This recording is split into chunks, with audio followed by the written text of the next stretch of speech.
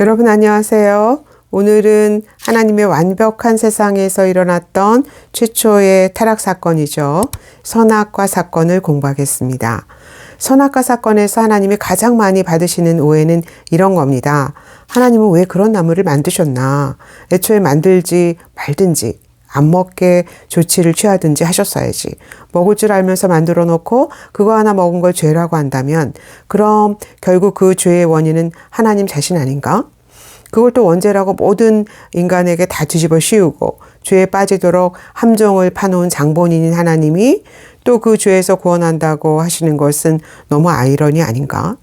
이런 오해부터 풀기 위해서 아담과 하와가 선악과 열매를 따먹기 이전 상황부터 살펴보겠습니다. 창세기 2장 15절에서 17절의 본문은 우리가 꼭 짚고 넘어가야 할 중요한 내용을 담고 있습니다. 하나님 앞에서의 인간은 소명과 허용과 금지라는 세 가지 차원에서 창조의 목적에 부합하는 존엄한 존재가 될 수 있다는 거예요. 이 셋 중 하나가 무너지면 다른 두 가지도 함께 무너지는 것입니다. 15절에서 하나님은 아담에게 에덴을 다스리고 돌보는 소명을 주셨어요. 그리고 16절에서 동산 각종 나무의 열매는 내 마음대로 먹어라 라고 허용하시고 17절에서 그러나 선악을 알게 하는 나무의 열매는 먹지 말라라고 금지하십니다. 소명은 명령이고 허용은 선물입니다. 금지는 소명과 허용을 보호하는 안전장치였어요. 소명과 허용은 이 금지의 경계선 안에서만 유효한 것입니다. 다시 말해서 먹지 말라는 금령은 너는 내 통치 안에 있을 때 가장 안전하고 존엄한 삶을 살 수 있다라는 블레싱이었던 것이죠. 이 금지된 열매를 먹는 순간 소명과 허용은 즉각 변질되고 왜곡되는 것입니다. 그렇다면 하나님은 왜 그렇게 중요한 안전장치를 침범 불가의 영역에 두지 않으시고 선택의 영역에 두셨을까요? 우리는 이 선택권을 인간의 자유의지라고 부릅니다. 악이 세상에 존재하게 된 것은 바로 이 자유의지 때문이에요. 하나님이 인간을 그 금령을 지킬 수도 안 지킬 수도 있는 당신의 권위에 순복할 수도 거절할 수도 있는 존재로 만드셨기 때문인 것이죠. 그렇다면 하나님은 왜 이런 위험한 자유의지를 인간에게 주셨을까요? 그것은 인간이 프로그래밍 된 대로 움직이는 로봇이 아니라 하나님의 형상으로 창조되었다는 놀라운 축복입니다. 하나님은 인간을 어떤 불복종의 자유도 없는 인공지능 로봇이나 노예처럼 창조하지 않으셨어요. 인간이 자율적 선택으로 하나님을 거부할 수도 있으나 그 자율적 선택 안에서 사랑과 기쁨으로 하나님과 인격적으로 관계할 수 있는 그런 특별한 존재로 창조하시고 그렇게 인간을 특별하게 대우하셨습니다. C.S. 루이스의 말대로 어떤 존재가 선할 수 있는 자유가 있으려면 악할 수 있는 자유도 있어야 합니다. 그것이 악을 가능하게 할지라도 그 자율적 선택 안에서만 선과 아름다움, 기쁨과 사랑이라는 가치를 진정으로 가치 있게 할 수 있기 때문이죠. 우리의 삶을 행복하고 가치 있게 하는 모든 것의 기초는 우리의 자유의지 안에 있는 선택입니다. 그것은 기계적으로 정해져 있는 것이 아니라 우리의 선택에서 오는 것이에요.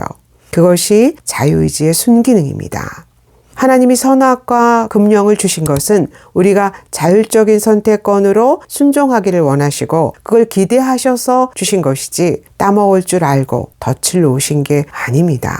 악은 인간의 잘못된 선택에 의해서 시작된 것이지 하나님이 만들어내신 것이 아니에요. 그렇다 치더라도 아담의 범죄를 우리의 원죄로 간주하는 것은 공정하지 않다라는 생각이 드시나요? 그것에 대해서는 여러 가지 설명이 가능하겠지만 설명 대신 제가 여러분께 한 가지 질문을 드리겠습니다. 여러분, 예수님이 십자가에서 죽으신 것이 어떻게 우리에게 의가 될 수 있죠? 죽으신 분은 예수님이신데 우리를 의롭다고 간주하시는 것은 불공정하지 않나요? 아담의 범죄를 우리의 원죄로 간주하시는 것이 불공정하다면 예수님의 죽으심을 우리의 의로 간주하시는 것도 불공정해야죠. 100번 양보해서 우리가 원죄를 뒤집어 쓰는 것이 불공정하다 치더라도 최소한 예수님의 십자가는 모든 인간의 죄값을 리셋하시지 않습니까? 원죄 때문이든 내 죄 때문이든 상관없이 더 이상 기억도 하지 않으실 만큼 깨끗하게 처리하시잖아요. 그것을 대표성의 원리라고 하는데요. 바울은 이 원리를 이렇게 설명합니다. 한 사람이 순종하지 아니함으로 많은 사람이 죄인 된 것 같이 한 사람이 순종하심으로 많은 사람이 의인이 되리라. 자, 그러면 이제 선악과 사건을 들여다보겠습니다. 하나님이 아담에게 주신 단 하나의 금령은 선악을 알게 하는 나무는 먹지 말라라는 것이었어요. 이 금령의 핵심은 그것을 금지하신 분의 권위에 순복해야 하는 인간의 위치를 설정하는 것입니다. 아담은 소명과 허영이라는 두 가지 차원에서 이제 하나님의 창조 세계에서 최고로 존엄한 존재가 되었습니다. 그 다음에 하나님이 반드시 짚고 넘어가셔야 할 일은 뭘까요? 그러면 너를 다스리는 왕은 누구인가를 아담에게 가르치셔야 하는 것이죠. 먹지 말라라는 금령은 너는 내가 다스린다. 너를 다스리는 왕은 나다를 가르치시는 아담의 정체성 교육 콘텐츠였습니다. 선악을 알게 하는 나무는 그것을 가르치는 시청각 실물 교재였던 것이죠. 자, 그럼 이제 아담은 어떻게 해야 할까요? 그것을 금지하신 분의 권위에 순복하는 것으로 내가 하나님이 아니라 하나님이 하나님이시라는 것을 증명해야죠. 아담은 동산 중앙의 한 나무를 바라볼 때마다 반드시 이 생각을 해야 합니다. 하나님이 저 나무의 열매를 먹지 말라고 하셨지? 저 열매를 먹지 말라고 하신 분이 하나님이시지? 그분이 하나님이시고 내가 하나님이 아니지? 그분이 나를 다스리시는 진짜 왕이시고 나는 대리통치자지? 이걸 기억해야 해요. 그리고 그 과일을 안 먹는 선택을 통해서 그분이 왕이시라는 사실을 증명해야 합니다. 먹지 말라고 하신 그 금지선을 넘는 순간 아담은 하나님이 되는 것입니다. 그런데 그만 그 무서운 양자택일 앞에서 뱀이라는 악역 배우의 유혹을 받은 거예요. 요한계시록 12장 9절은 하와를 유혹한 이 말하는 뱀을 옛뱀, 곧 마귀라고도 하고 사단이라고도 하며 온 천하를 꿰는 자라고 말합니다. 예수님은 요한복음 8장 44절에서 사단을 거짓말쟁이요 거짓의 아비로 지칭하세요. 사단은 거짓말로 인간을 유혹하는 것 외에 할 수 있는 일이 없습니다. 하나님의 말씀을 살짝 비틀어서 교활하게 왜곡하는 것, 하나님을 의심하도록 인간의 마음을 흔들어서 자기 쪽으로 넘어오게 하는 것, 그것이 사단이 하는 일의 전부입니다. 대신 자신의 거짓말에 대해서는 어떤 책임도 지지 않습니다. 하나님이 왜 이런 악한 존재를 허용하셨는가라는 것은 이 사건의 논점이 아니에요. 문제는 인간이 뱀의 유혹을 받았고 유혹에 굴복했고 넘지 말아야 할 선을 넘었다는 것입니다. 그렇다면 최초의 인간이 받은 유혹의 그 핵심은 뭐였을까요? 하나님같이 되는 것입니다. 여자의 마음이 자기 쪽으로 넘어온 걸 확인하자마자 뱀이 즉각 이렇게 결정타를 날리지 않습니까? 하나님이 그 열매를 못 먹게 하는 것은 그걸 먹는 순간 너희가 하나님같이 될 줄 아시기 때문이다. 먹고 하나님같이 되라는 거죠. 말씀을 믿지 말라. 결코 말씀대로 되지 않는다. 뭐하러 하나님을 의지하려고 하느냐? 너가 하나님이 되는 게 훨씬 더 낫지. 그것이 언제나 인간을 유혹하는 사단의 언어입니다. 결국 최초의 인간 커플은 하나님을 상대로 위험한 도전을 감행합니다. 하와는 열매를 취하여 먹고 그것을 남편에게도 주어 먹게 합니다. 결코 넘어서는 안 되는 금지선을 넘은 것이죠. 그것은 피조물인 인간이 하나님의 통치에서 벗어나겠다는 독립선언인 동시에 내가 하나님같이 되어서 내가 선악을 판단하는 주권자가 되겠다는 심각한 반역사건입니다. 한마디로 하나님과 맞짱을 뜬 거죠. 그것이 하나님의 완벽한 낙원에서 시작된 죄의 본질이에요. 죄는 항상 하나님이 되고자 하는 반역적 자아에서 출발하는 것입니다. 그것이 인간이 짓는 모든 죄의 배후에 있는 근본적인 죄의 본질이에요. 하나님의 통제를 벗어나서 내가 주권자가 되고 내가 왕이 되려는 자아숭배의 유혹, 하나님으로부터 멀어지도록 끌어당기는 인력에 나도 모르게 끌려가는 기이한 현상. C.S. 루이스는 이 죄에 대해서 이렇게 말합니다. 우리는 모두 이 죄를 짓고 있거나 지으려고 하고 있거나 지은 것을 회개하거나 셋 중에 하나다. 그러면 타락 이후 그들에게는 어떤 일이 일어났을까요? 죄는 인간에게 총체적인 손상을 입혔습니다. 이 반역적인 독립선언과 함께 아름다웠던 낙원에 존재했던 모든 것이 틀어지기 시작합니다. 금지된 과일을 먹은 그 순간부터 그들 안에 있는 무언가가 심각하게 훼손되고 깨어지고 뒤틀리기 시작하고 수치심, 두려움, 불안, 죄책감, 책임전가, 원망 같은 부정적 감정을 느끼기 시작합니다. 벌거벗었으나 부끄러워하지 않았던 그들이 갑자기 자신들의 벗은 몸의 수치를 느끼고 벗은 몸을 가려요. 하나님과 함께 동산을 거닐었던 사람이 갑자기 그분의 임재를 두려워하면서 여호와의 낯을 피해서 몸을 숨깁니다. 아담은 내 뼈 중에 뼈요 살 중에 살이라고 고백했던 여자에게, 그리고 그 여자를 자신에게 주신 하나님께 죄의 책임을 전가하고, 여자는 자기를 유혹한 뱀에게 모든 책임을 전가합니다.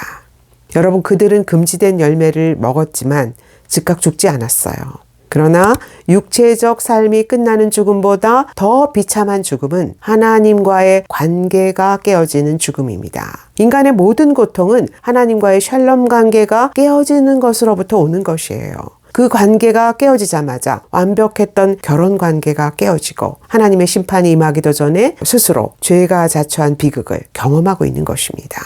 죄에 대한 하나님의 첫 심판은 뱀, 여자, 아담 순으로 선고됩니다. 하와를 유혹한 뱀이 하나님의 저주를 받는 최초의 피조물이 된 것이죠. 뱀의 유혹을 받은 하와에게는 해산의 고통이 선고되고, 아담은 흙으로 돌아갈 때까지 평생 땀을 흘려야 먹을 수 있는 심판을 받습니다. 땅의 소산을 마음껏 먹을 수 있었던 허용을 상실한 것이죠. 아담이 하나님의 통치권에서 벗어나는 순간 그는 땅을 다스리는 통치권을 잃었어요. 그 결과 땅도 저주를 받아서 가시덤불과 엉겅퀴를 내는 것입니다. 이 심판의 와중에서 하나님은 뱀의 후손과 여자의 후손을 원수가 되게 하시고 두 후손 사이의 전투를 선포하십니다. 사단과 인간 사이의 동맹을 파괴하시고 전선을 다시 재정비하시는 것이에요.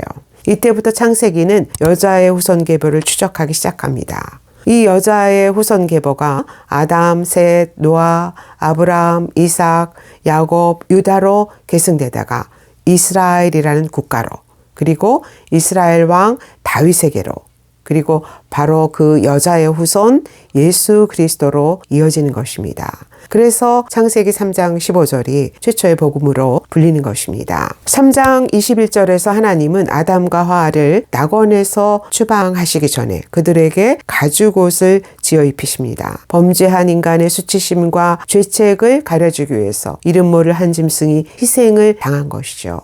하나님의 이 조치는 먼 훗날 대속제물로 오실 하나님의 어린 양, 자기 몸을 찢으셔서 인간의 죄와 수치를 가려주실 예수 그리스도를 바라보게 합니다. 죄가 시작되는 곳에서 은총이 함께 시작되고 있는 것입니다. 죄에 대한 가장 무서운 대가는 하나님의 임재 밖으로 쫓겨나는 것입니다. 그분의 임재로부터 멀어지는 거예요. 하나님은 아담과 하와가 생명나무 열매를 따먹고 영생하지 못하도록 그들을 에덴에서 추방하시고 그들이 돌아올 수 있는 길을 막으십니다. 인간이 타락한 상태로 영원히 사는 것을 막으셨다는 점에서 C.S. 루이스의 말대로 그것은 가혹한 자비입니다. 이제 그들이 자신들의 자력으로 완벽한 낙원으로 돌아올 수 있는 방법은 없습니다. 그래서 예수 그리스도께서 다시 하나님의 임재 안으로 들어갈 그 길을 여시려고 피가 쏟아지는 고통으로 지성소의 회장을 찢으시는 것입니다. 자, 그러면 낙원에서 추방된 아담의 후손들은 어떻게 살았을까요?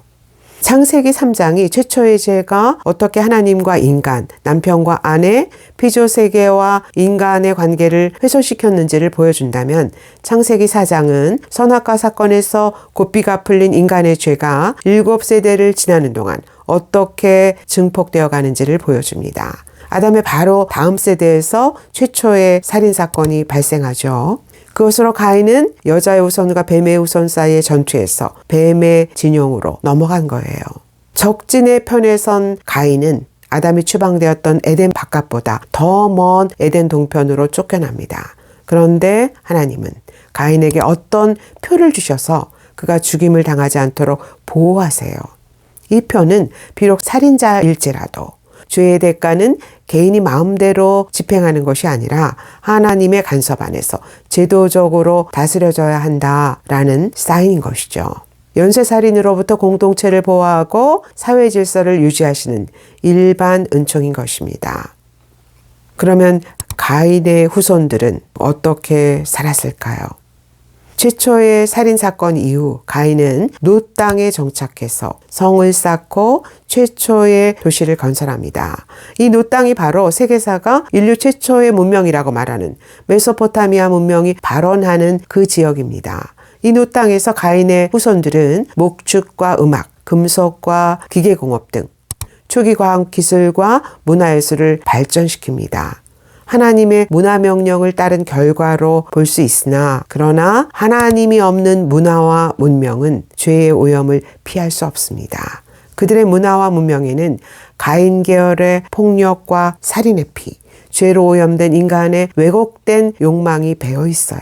그것을 아주 소름 끼치게 보여주는 클라이막스가 라멕이 부르는 살인의 노래입니다.